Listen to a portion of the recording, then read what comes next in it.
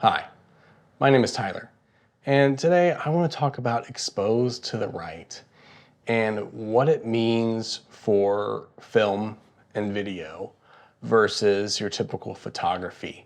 Now, the past couple months I have been working with exposed to the right to get a richer image, better contrast, and there's a couple things that you need to note whenever you're exposing to the right.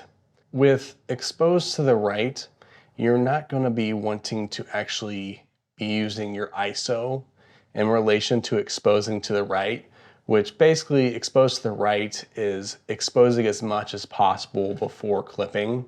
So getting all your lights set and exposing how you want to, and then either brightening your lights itself to actually put more light into the camera sensor, or opening up your aperture. The reason people do this in cinematography or in commercial work is, like I said, to get a richer image. Is essentially looking at your histogram. It's pushing all of your luminance over to the right side versus the left side. And the reason this is good, because whenever you bring it back into post, you can just bring the image back down and you have a very rich image. Just make sure you're not clipping, so using your zebra or your false color to do this. And the reason I say ISO it doesn't work is because essentially it's a form of gain on your camera that's not actually letting in more light. So a good way to expose to the right, meaning being about 2 to 4 stops over, you'd either use ND and drop it down 3 stops and expose it how you like normally with your zebra or your false color, and then take those NDs off. There's other methods that you can use. The more difficult one is actually creating a LUT in your camera that's 2 to 4 stops down. So whenever you view the image, it looks normal, but whenever you see it in log, it looks that overexposed. So whenever you're on set, you can actually look at the image and what it's going to look like versus looking at a very bright image. Don't use your ISO for exposing to the right. The only reason that ISO might work for exposed to the right is if you have a dual native ISO, meaning the ISO chip switches in the camera over to the next native ISO. Say if your native ISO is 800 and then your other native ISO is 5000 or 6400 or 3200. When it switches, it does actually switch the actual amount of light coming into your camera. So that's the only circumstance that exposed to the right is actually going to work in relation to ISO. Otherwise, you're going to want to brighten your lights, open up your aperture. You can change your shutter speed or shutter angle. I don't recommend doing that, but it is, some people will do that for photography, but not necessarily for video for that effect, because you're going to be changing your actual motion blur. If you want to learn a little bit more about actually getting a LUT into your camera that's a couple stops down or 3 stops down or 4 stops down, I'll go over that really quickly. You will have to look at a LUT calculator for your specific camera, and it takes a little bit of time and effort, but I'll give you the basic idea, basic setup to get you started to start playing around with it a little bit, and the do's and don'ts. So let's get started with that. This is the image before. Take a look at our waveform. So nothing is crushed, nothing is blown out, but it's pretty well exposed in terms of the log image. So typically, first off, what I start off with is this node right here is log to linear. So it's a color space transform from DJI gamut D-log, so whatever your color space of your camera, and then to Rec 709 and then linear. You can do Rec 2020 if you want to, if you're doing some HDR stuff, but everything else stays the same. So whatever your color space of your camera, to linear, right? We turn this on and we get this dark image, right? Next, we will create the color space transform from linear back to log. So Rec 7 on linear, back to log, everything else stays the same. We turn this on, we have the same image again, right? So those both are on. And at the very end, we're going to put on whatever LUT that is our in-camera LUT for Rec 709 or Rec 2020. So we're going to turn this on. All right, so we have a semi-normalized image. This is pretty baked in tungsten, like 2700 tungsten, so don't worry about that part, however you balance your image. And now we have the important, good, juicy stuff right here. This is the actual exposure adjustment for the LUT.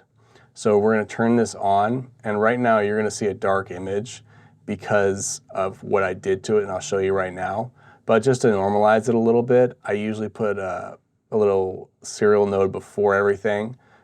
And basically what I do with this is I go to my actual wheels, I turn up my gain, I adjust any temperature just to make it look how I want to for now. And then right here is where we do the adjustments. So if we turn this off, again, we're gonna get this dark image. I'm just gonna reset this node just to show you what I do. So right here, we have this exposure adjustment and how to actually adjust exposure for a LUT for exposure compensation or have that ETTR LUT in your camera. We're gonna go to the curves right here. And this is where the magic happens. And to actually figure out how to do this, what I did was I went to a LUT calculator. So you can simply type in on Google LUT calculator, and you just do it right here. So let's LUT calculator, boom, search. We have LUT calculator at the top, search. You click that, it opens up, right? So now what we're going to do is we're going to put in some information so we can figure out how to expose this properly. So whatever camera you have, so DJI, I have the Ronin 4D. My actual sensor is not on this list, but the X7 is pretty much the same in terms of the curve and the compensation. You want to be like, I want 4 stops under, right? So we take a look at this. We put this in linear, so Rec Gamma, DJI linear. It automatically changes the Y correction for you. We look at the Rec Gamut. We go DJI D Gamut. We go the out Gamma, DJI D Log, right? Out Gamut, DJI D Gamut. Okay, so now we have this, right? So if we just move over, and it shows you the ISO right here, 400. So if you're at 400 ISO when recording or whatever ISO it says the native ISO is, that's probably your best bet. That's what I did for mine. Even though my native ISO is 800, it still works relatively the same. And then we scroll over here and we look at the actual curve on here. So we're looking at a 3D LUT, right? And we're looking at input range 100%. We're looking at, we're grading LUT camera right here, right? And it looks like we're monitoring a LUT. And then, so then we look at our actual, make sure this is on stop IRE. We look at actual curve and we go, okay. So it starts curving, we count the stops. It starts curving like right here, right? So there's about 10 squares here. I go back to my curve and we see it ends up about 3 squares down. I go back to my curve, make sure it's not completely at 0, go back to my curve, and we kind of get like right there. Bring that up a little bit, right?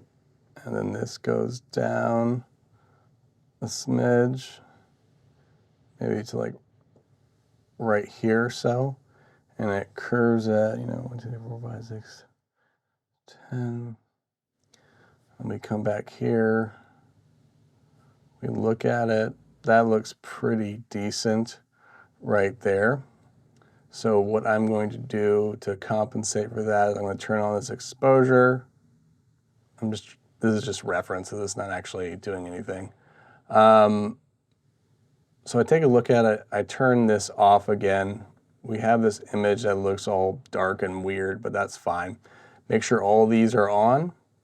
Make sure you turn this exposure off and on, turn it off before you generate a LUT, otherwise your image is going to be blown out and you're going to be wondering what's going on. It takes a lot of experimentation with this, so whenever you go back to your curves right here, you take a look at it, you see what you did, you're like, okay, that looks cool. You can either go under your stills if you're going to save the project, or under your power grades to save a still. For now, we'll just save a still, so grab still, right? This is 111. Now we're going to generate that LUT to make sure it looks good in camera. If not, we're going to continue experimenting, and you can do multiple LUTs and experiment in like a batch, so like 5 LUTs. But right now we'll just do one. We'll turn that on, 33 cube to generate a LUT. We'll title it, 111, right? So I just do that, save it to my desktop. I save it, and then I basically grab it from my desktop and move it into my actual memory card and take a look. And if it looks good, great. If it doesn't, I keep on adjusting. And the way I like to look at it is I keep my camera the same settings as when I did exposing to the right. And I turn on my LUT, and then I check my false color and see if it looks like it's actually normally exposed. And if it is, I'm good to go. If I see anything weird about it, overexposed or anything like that, I start adjusting this a little bit more just to fine tune it. And sometimes maybe your skin's a little weird and red in camera. You can do is you can go to your hues and go to that skin patch and then change the actual hues of your skin and adjust it a little bit. I really wouldn't recommend do anything else besides that. So hue versus hue and hue versus sat, use those two to do these minor adjustments. And that's pretty much it. Hopefully you got something out of this, and hopefully this helps you out. I'll try to put the actual LUT calculator link below, but you can simply Google LUT calculator and you'll find it. I just want to get this information out there because a lot of people don't know how to do, ETTR LUTs in camera to actually do this and make a richer image with higher contrast and honestly a lot less noise. If you have a lower end cinema camera, this is going to help a lot. If you have a higher end cinema camera, it's still going to help, but noise is still fairly controlled in those higher cinema cameras. But yeah, this just really honestly helps with highlight control and shadow control on set and actually getting the best image you could possibly get. That's my opinion.